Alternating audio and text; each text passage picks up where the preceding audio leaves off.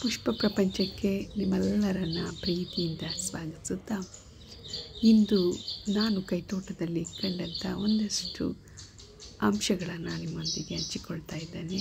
ಇಲ್ಲಿ ಎರಡು ಪಕ್ಷಿಗಳ ಅನ್ಯೋನ್ಯತೆ, ಅವುಗಳ ಕಿಚಿಪಿಚಿ ಧ್ವನಿ ಏನೋ ಸಂದೇಶವನ್ನು ಅವರದೇ ಆದ ಭಾಷೆಯಲ್ಲಿ ಕೊಡ್ತಾ ಇವೆ.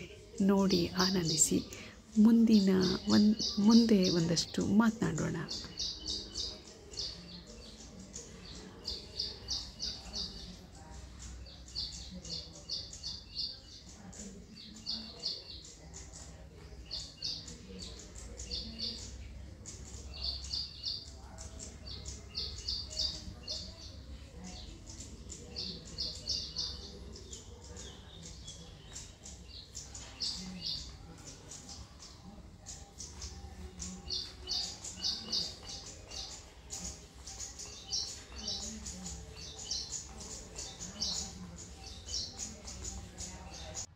ಇದು ಲಂಟಾನ ಬೇಲಿ.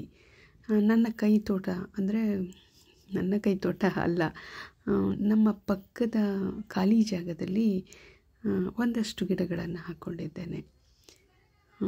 ಪ್ಲಾಸ್ಟಿಕ್ ಮುಕ್ತ ಪ್ರದೇಶವನ್ನಾಗಿ ಅದನ್ನು ಒಂದಷ್ಟು ನನ್ನದೇ ಆದ ಕಳಕಳಿಯಲ್ಲಿ ಸುತ್ತಲ ಪರಿಸರವನ್ನು ಹಸಿರಿನಿಂದ ಕಂಗೊಳಿಸಲಿಕ್ಕೆ ಎಷ್ಟು ಸಾಧ್ಯವೋ ಅಷ್ಟು ಮಾಡಲಿಕ್ಕೆ ಪ್ರಯತ್ನಿಸಿದ್ದೇನೆ.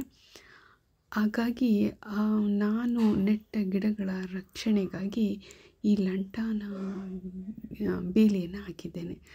ನಾನು ಈ ರಾಮು ಜೊತೆ ಹೊರಗಡೆ ಹೋದಾಗ ಈ ಲಂಟಾನ ಹೂವಿಗೆ ಪತಂಗಗಳು, ಚಿಟ್ಟೆಗಳು ಬರ್ತಿದ್ದಾಗ ಅವುಗಳನ್ನು ನರಸಿ ಹೋಗ್ತಾ ಇದ್ದೆ, ಚಿಟ್ಟೆಗಳ ಕ್ಯಾಪ್ಚರ್ ಮಾಡಿಕೊಳ್ಳಿಕ್ಕೆ. ಹಾಗಾಗಿ ಮಳೆಗಾಲದಲ್ಲಿ ಅಲ್ಲಿ ಸಿಕ್ಕ ಪುಟ್ಟ ಗಿಡಗಳನ್ನು ತಂದು ನಾನು ಯಾಕೆ ನಮ್ಮ ಕೈತೋಟದಲ್ಲಿ ಬೆಳೆಸಬಾರ್ದು ಅಂತೇಳಿ ಬೆಳೆಸಿದ್ದಂಥ ಹೂಗಳಿವು. ತುಂಬ ಖುಷಿ ಕೊಡುವಂಥದ್ದು. ಹಾಗೆ ಇದು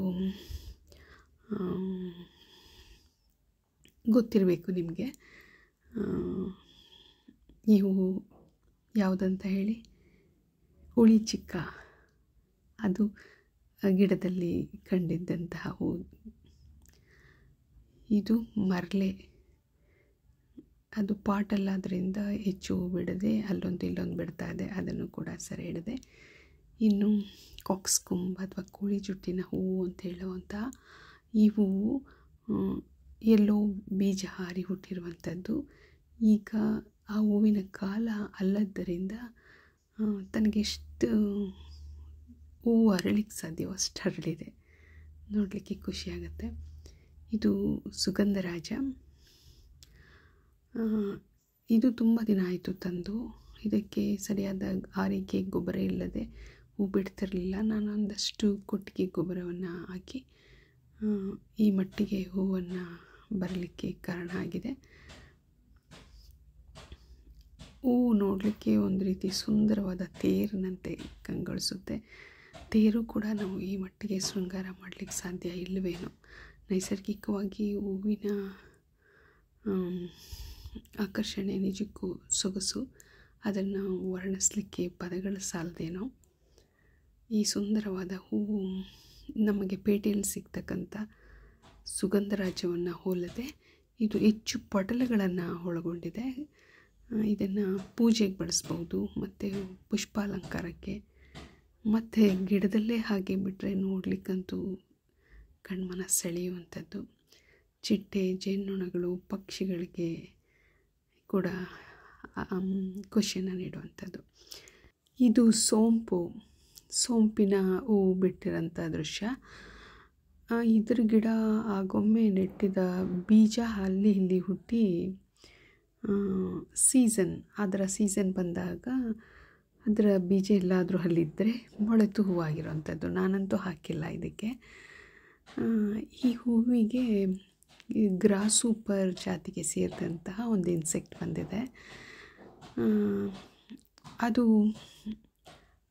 ಈ ಹರಿಸಿನದ ಹೂವನ್ನು, ಪುಂಕೇಸರವನ್ನು ಮತ್ತು ಫಲೀಕರಣಕ್ಕೆ ಸಹಕಾರಿಯಾಗಲಿಕ್ಕೆ ಬಂದಿರತಕ್ಕಂಥ ಈ ಇನ್ಸೆಕ್ಟ್ ನನಗೆ ಅದನ್ನು ಸೆರೆ ಹಿಡಿಬೇಕನ್ನಿಸ್ತು. ಆ ಕಾರಣಕ್ಕೆ ಅದನ್ನು ಕೂಡ ಸೆರೆ ಹಿಡಿದಿದ್ದೇನೆ. ಕೈತೋಟದಲ್ಲಿನ ಈ ಎಲ್ಲ ಅಂಶಗಳು ನೋಡಲಿಕ್ಕೆ ತುಂಬ ಖುಷಿ ಅನಿಸುತ್ತೆ. ಸೂಕ್ಷ್ಮ ಮನಸ್ಥಿತಿಯಿಂದ ನೋಡಿದ ಯಾರಿಗೇ ಆದರೂ ಕೈತೋಟ ಖುಷಿ ಕೊಡುವಂಥದ್ದು. ಇದು ಶಂಖಪುಷ್ಪ. ಈ ಶಂಖಪುಷ್ಪ ಈಗ ಚಳಿಗಾಲದಲ್ಲಿ ಅದರ ಹೂವಿನ ಸಂಖ್ಯೆ ಕಡಿಮೆ ಆಗಿದೆ.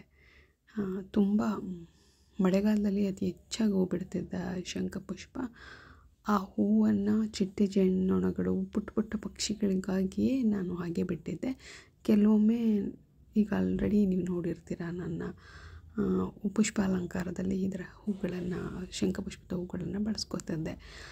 ಎಲ್ಲ ಕಾಲಕ್ಕೂ ಒಮ್ಮೊಮ್ಮೆ ಪಕ್ಷಿಗಳಿಗೂ ಬಿಡಬೇಕು ಅನ್ನೋ ಕಾರಣಕ್ಕೆ ಸಾಕಷ್ಟು ಹೂಗಳನ್ನು ಹಾಗೆ ಬಿಟ್ಟಿದ್ದಕ್ಕೆ ಹೂಗಳನ್ನು ಬಿಡೋದ್ರಿಂದ ಬೀಜಗಳ ಸಂಖ್ಯೆ ಜಾಸ್ತಿ ಆಗುತ್ತೆ. ಹಾಗಾಗಿ ಸಾಕಷ್ಟು ಬೀಜಗಳು ಇವೆ. ಅವುಗಳನ್ನು ಪರಿಸರ ಕಾಳಜಿಯಿಂದ ಮತ್ತು ಸಸ್ಯಗಳ ಕಳಕಳಿಯ ಕಾರಣಕ್ಕೆ ಸಾಕಷ್ಟು ಜನರಿಗೆ ಕೊಡುವ ಕೆಲಸ ಕೂಡ ಮಾಡಿದೆ. ಮತ್ತು ಇನ್ನಷ್ಟು ಈಗ ಸಾಕಷ್ಟು ಇರೋದರಿಂದ ಅವುಗಳನ್ನು ಆಸಕ್ತರು ಯಾರಾದರೂ ನಿಮ್ಮಲ್ಲಿ ಯಾರಾದರೂ ಬೇಕಿದ್ದರೆ ನಿಮಗೆ ಕೊಡೋ ಪ್ರಯತ್ನ ಕೂಡ ಮೈಸೂರಿನ ಸುತ್ತಮುತ್ತಲವರಾದರೆ ಖಂಡಿತ ನಿಮ್ಮ ಬಳಿಗೆ ತಲುಪಿಸೋ ಪ್ರಯತ್ನ ಮಾಡ್ತಾನೆ. ನನಗೆ ಪರಿಸರ ಕಾಳಜಿ ಮತ್ತು ಸಸ್ಯಗಳ ಮೇಲೆ ಹೆಚ್ಚಿನ ಒಲವಿರೋದ್ರಿಂದ ಆ ಕೆಲಸವನ್ನು ತುಂಬ ಇಷ್ಟಪಟ್ಟು ಮಾಡುವಂಥದ್ದು ನನ್ನ ಹವ್ಯಾಸ. ಈ ಸೀಡ್ಸ್ಗಳನ್ನ ಬಳಸ್ಕೊಂಡು ಏನಾದರೂ ಹೂಗಳ ಅಲಂಕಾರಕ್ಕೆ, ಪುಷ್ಪಾಲಂಕಾರ ಮಾಡಲಿಕ್ಕೆ ಸಾಧ್ಯನಾ ಅನ್ನೋ ಆಲೋಚನೆ ಕೂಡ ಇದೆ. ನೋಡೋಣ ಮುಂದೆ ಮಾಡಲಿಕ್ಕೆ ಸಾಧ್ಯನಾ ಅಂತ. ಇದಾಗಿತ್ತು ಈ ಕೈತೋಟದ ಇವತ್ತಿನ ವಿಶೇಷ. ನಿಮ್ಮೆಲ್ಲರಿಗೂ ವಂದಿಸುತ್ತಾ